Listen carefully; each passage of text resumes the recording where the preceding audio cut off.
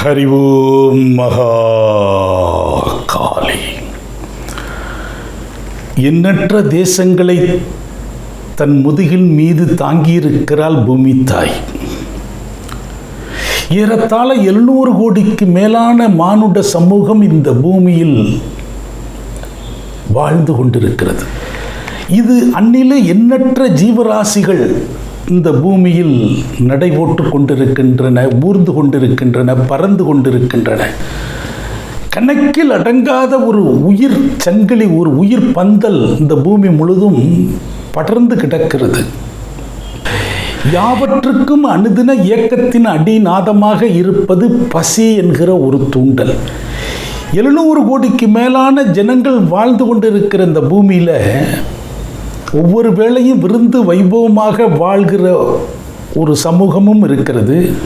அனுதினமும் அரை வயிறுக்கும் கால் வயிறுக்கும் போராடுகிற ஒரு பரிதாபமிக்க சமூகமும் இருக்கிறது.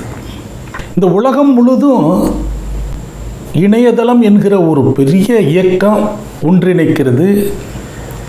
எந்த தேசத்தில் போனாலும் வழிகாட்டுகிறது, தொடர்பு கொள்ள வைக்கிறது. சகல வணிக விஷயங்களும் அதில் இயங்குகிறது. இப்படி ஒரு பக்கம் விஞ்ஞானத்தினுடைய வளர்ச்சி நம் கற்பனைக்கு அப்பாற்பட்டு இயங்குகிறது.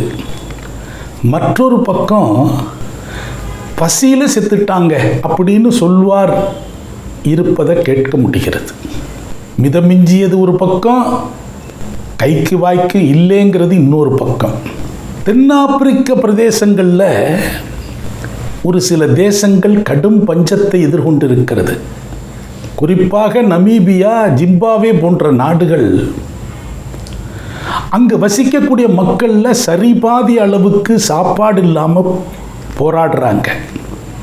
பசி கொடுமை. அவர்கள் எதை தின்பது, எதையாவது தின்று இந்த உயிரை தக்க வைக்கணும் என்கிற போராட்டத்தில் இதுவரை சாப்பிடாத ஜீவராசிகள் எல்லாம் கூட சாப்பிட தொடங்கி இருக்கிறார்கள். நமீபியா அரசாங்கம் என்ன ஒரு ஆணை பிறப்பித்திருக்கிறது.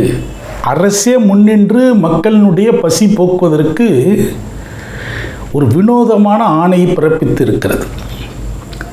அந்த தேசத்தில் ஒரு 30 லட்சம் மக்கள் வாழ்ந்து கொண்டிருக்கிறார்கள். அதில் சரிபாதி ஒரு 15 லட்சம் மக்கள் பசியோடு போராடி கொண்டிருக்கிறார்கள். அந்த பசியை போக்குவதற்கு வழி தெரியாத இந்த அரசாங்கம் என்ன பண்ணியிருக்கு, அந்த தேசத்தினுடைய வன விலங்குகளாக இருப்பவற்றை கணிசமான அளவுக்கு வேட்டையாடி அந்த மாமிசத்தை மக்களுக்கு விநியோகிப்பது என்கிற ஒரு முடிவெடுத்து ஓர் ஆணை பிறப்பித்திருக்கிறது. அந்த தேசத்தில் ஒரு 80,000 யானைகள் வாழ்ந்து கொண்டிருக்கின்றன. அவங்க என்ன கணக்கு சொல்கிறாங்க, எங்களுடைய தேசத்தில் உள்ளடங்கிய வனப்பரப்பளவிற்கு ஒரு 40,000 யானைகள் தான் சிறப்பாக வாழ முடியும். அது பெரிய அளவில் பல்கி பெருகி இருக்கிறது. அதனால் நாங்கள் இப்போ ஒரு உடனடியாக ஒரு 200 யானைகளை கொன்று அந்த மாமிசத்தை மக்களுக்கு கொடுக்க இருக்கிறோம். அது மாதிரி மிகுதியாக இருக்கக்கூடிய வனவிலங்குகள், வரி குதிரை, சில வகை மான்கள், சில வகை காட்டெருமைகள், இவற்றையெல்லாம் நாங்கள் பலியிட்டு மக்களுக்கு உணவு விநியோகிக்க இருக்கிறோம்னு சொல்லியிருக்கிறாங்க. அதன்படி முதல் கட்டமாக ஒரு கணிசமான உயிரினங்களை அவங்க உணவுக்காக பலியிட்டு விட்டார்கள். இதை ஒரு பிற நாடுகள், முன்னேறிய நாடுகள் சற்றே அதிர்ச்சியோடு எதிர்நோக்குகின்றன. ஆனால் அதுக்கான மாற்று உபாயங்களை யார் செய்தார்கள், செய்ய முயற்சித்திருக்கிறார்கள்ங்கிற தகவல் எதுவும் இல்லை. அந்த நாட்டில் இருக்கிற சுற்றுச்சூழல் ஆர்வலர்கள் என்ன சொல்கிறாங்க, இது செய்யாதீங்க, இது இயற்கையினுடைய சங்கிலியை சிதைக்கும் அப்படின்னு சொல்வாரும் இருக்கிறாங்க. ஆனால் நம் தேசத்தில் பாரதி சொன்னானே, தனி ஒரு மனிதனுக்கு உணவில்லை எனில் இந்த ஜெகத்தினை அழித்திடுவோம் என பாடினானே, அந்த பாட்டுக்கு ஒரு இலக்கணம் மாதிரி அந்த தேசத்தில் மக்கள் பசியோடு இருக்கும்போது எதையும் பார்க்க முடியாது அப்படின்னு யானைகளையும் குதிரைகளையும் வனத்தில் வாழ்ந்து கொண்டிருக்கிற கணிசமான உயிரினங்களை காவு கொடுப்பது என முடிவெடுத்திருக்கிறார்கள். பசிபிக் பெருங்கடலில் எதிர்பாராமல் ஏற்பட்டிருக்கிற வெப்ப அளவின் அதிகரிப்பு காரணமாக இந்த தேசங்களில் கடும் பஞ்சம் ஏற்பட்டிருக்கிறது. விவசாய உற்பத்திகள் அடியோடு சீரழிந்திருக்கிறது. குடிநீர் பஞ்சம் ஏற்பட்டிருக்கிறது. மானுடர்கள் மட்டுமல்ல, ஜீவராசிகளுடைய வாழ்வாதாரமும் சேர்த்து பாதிக்கப்பட்டிருக்கிறது. யானை ஒன்று ஒரு நாளைக்கு 170 200 கிலோ வரை உணவை எடுக்கிறது. தாவரங்களை சாப்பிடுகிறது, தண்ணீர் குடிக்கிறது. ஒரு யானை ஒன்றினுடைய மாமிசம் 4000 6000 கிலோவாக பாகம் பிரிக்கப்பட்டு மக்களுக்கு விநியோகிக்கப்படுகிறது. நாம் வாழ்ந்து கொண்டிருக்கிற, நாம் சார்ந்திருக்கிற இந்த உலகத்தினுடைய மற்றொரு பகுதிகளில் நம் கற்பனை கெட்டாத ஒரு போராட்டங்களும் வாழ்க்கை முறையும் நடந்து கொண்டிருக்கிறது என்பதே பரவலாக வாழ்கிற, சௌரியமாக வாழ்கிற ஜனங்களுக்கு தெரியாமலே போகிறது. இந்த செய்தி நமக்கு ஒரு எச்சரிக்கை. எங்கோ தீப்புட்டி எரிகிறது, நமக்கென்ன என இருந்துவிட இயலாது. அந்த தீ நாளைக்கு நமக்கும் பிடிக்கக்கூடும். உணவு பஞ்சம் இந்த பூமியில் ஒரு நாள் தலைவிரித்து ஆடுகிற நிலையை உருவாக்கும் என விஞ்ஞானிகள் ரொம்ப காலமாக எச்சரிக்கிறாங்க. ஆசிய தேசத்தில் மிதமிஞ்சி விளைந்து கொண்டிருக்கிற அரிசி, கோதுமை போன்ற தானியங்கள் வெப்ப சீதோஷ நிலை அதிகரிக்கிற போது விளைச்சல் இல்லாமல் போய்விடும். விவசாயம் செய்வீங்க, கதிர் வருவதற்கு முன்பு செடி கருகிவிடும். கதிர் வந்தாலும் பதறாகி நிற்கும். அதனால் ஆசிய தேசத்தில் இருக்கக்கூடிய மானுடர்கள் சில பூச்சியினங்களை, வெட்டுக்கிளி மாதிரியான பூச்சியினங்களை உணவாக்கிக் கொள்வதற்கும் அதை பழக்கப்படுத்துவதற்கும் பயிற்சி எடுங்க அப்படின்னு ஒரு 5 ஆண்டுகளுக்கு முன்பு ஐநா சபை தொடர்புடைய உணவு பிரிவு எச்சரித்தது. கடும் வெப்பத்தில் பலாமரங்கள் தான் பல்கி பெருகும், பலாவை பிரதான உணவாக மாறக்கூடிய காலம் வரும். இன்னும் ஒரு 25-50 ஆண்டுகளுக்குள்ள இதெல்லாம் நடக்கும்னு எச்சரிக்கை செய்தார்கள். எங்கே நம்முடைய தவறு நடக்கிறது? எதை வைத்து இந்த பஞ்சகாலத்தை சமாளிப்பது என்கிற பெருமளவிலான விவாதங்களோ அல்லது விழிப்புணர்வோ நம்முடைய சமூக சூழலில் இன்னும் தொடங்கவே இல்லை. இன்று போல் நாளை என்று நம்பிக்கையோடு நாம் வாழ்ந்து கொண்டிருக்கிறோம். ஆனால் இயற்கையினுடைய சதி என்னைக்கு வேணாலும் விதியாக மாறிடும். திடீரென நம்மை சுனாமி என்கிற ஒரு பெரும் தாக்குதல் புரட்டி போட்டது. கொரோனா என்கிற ஒரு நோய்க்குருமியினுடைய தாக்குதல் ஒரு பேர் அதிர்ச்சியை இந்த உலகத்தை முடக்கியது. அது மாதிரி எது வேணாலும் எப்போ வேணாலும் வரலாம். இன்றைக்கு எங்களுக்கு சாப்பாடு இல்லை, இந்த வனத்தை நாங்கள் அழித்து விடுவோம், எங்கள் தேசத்தில் இருக்கிற யானைகளை நாங்கள் கொன்று கொள்கிறோம் என ஒரு தகவலை சொல்லிவிட்டு அவர்கள் செயலில் இறங்கிவிட்டார்கள். எம்முடைய கேள்வி, எம்முடைய ஒரு சிந்தனை, நம் தேசத்தினுடைய மிகப்பெரிய செல்வந்தர் தொழிலதிபர் அம்பானியினுடைய மகன் நம் தேசத்தில் யானைகளை பாதுகாக்கிற ஒரு காப்பகம் நடத்துவதாக கேள்விப்படுகிறோம்.